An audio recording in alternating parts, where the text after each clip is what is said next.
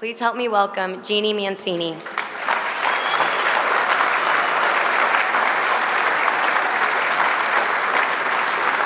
Well, thank you very much. Good afternoon. Wow, there are so many of you here. Thank you for being here. It is such an honor to be here with you and such an honor to be speaking with this incredible, incredible group of people. Can you all hear me up there? Yeah? Okay, great. Okay, I know you were just asked how many of you have been to the March for Life, but I didn't get to see your show of hands and I didn't get to hear you shout it out. So how many of you have been to the March for Life? Wow, okay, great. Great.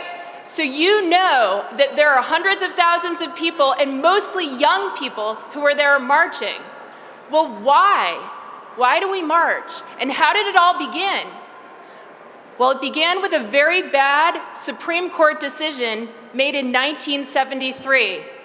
Roe versus Wade, and that same day, Doe versus Bolton. Two Supreme Court decisions that were made of what we can call judicial activism, outside of the parameters of what the court typically does.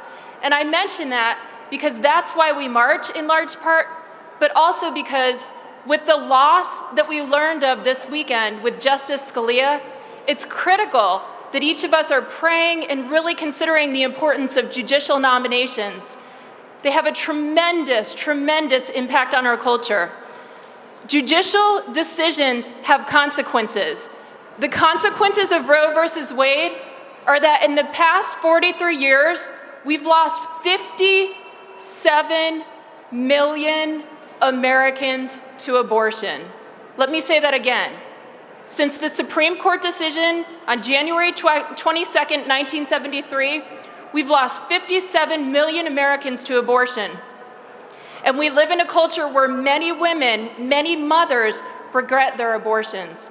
And there's always hope and healing for anyone who's been involved in abortion. That is true, but we live in a culture of walking wounded.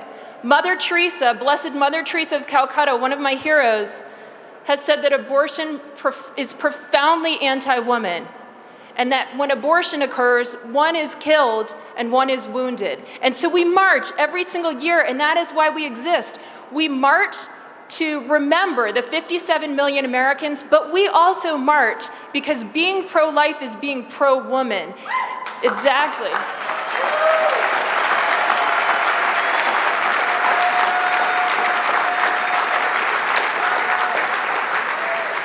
We march because being pro-life is wanting what is best for moms and babies. Okay? The theme of the March for Life this year was pro-life and pro-woman go hand in hand. It's absolutely true. Now, if it's okay, I'm going to tell you a little bit more about our organization, and then I'll explain why I'm here in my last few minutes. So our organization, believe it or not, is not inherently religious. The March for Life, when it was founded on principles of natural law and science. And all of us who work at the March for Life tend to be very spiritual and very religious. I'm a proud, devout Catholic. Yeah. But the March for Life in and of itself is based on inherent science and principles of conscience. And it's written into our Articles of Incorporation that we believe that life begins at conception. Life begins at conception, right?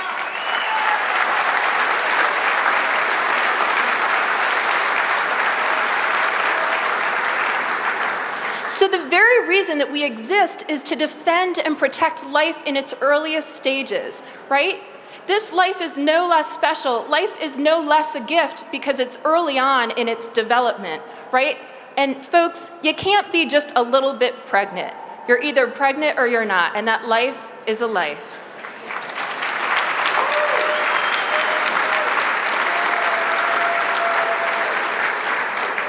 So our organization that was founded for this very reason of protecting and defending life was astounded, shocked, and appalled when we were told by the president and by Secretary Sebelius that we would have to cover drugs and devices that destroy life. They don't prevent life. They have modes of mechanisms that destroy life, that include abortifacients, right? So this can be like Plan B, IUDs, and this can be things like Ella. And we were forced to cover these despite the very fact that they went against the reason by which we were founded and existed.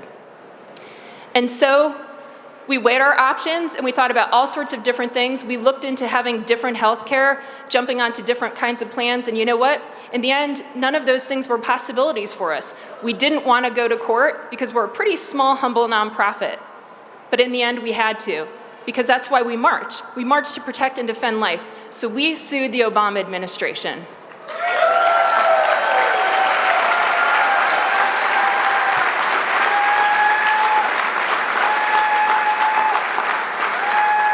And thanks to Alliance Defending Freedom, a wonderful pro-life law firm, and specifically our incredible attorney, Matt Bowman, we won.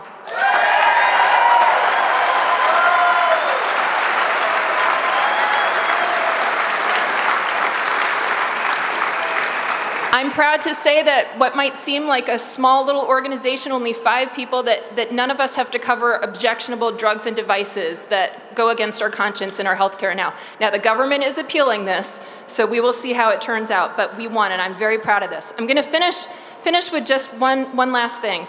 Citizens of Kansas, our country is in a difficult moment right now. And I really, really believe this. We were founded on beautiful tenets, and these tenets include separation of church and state, but it was separation for religion, not separation from religion.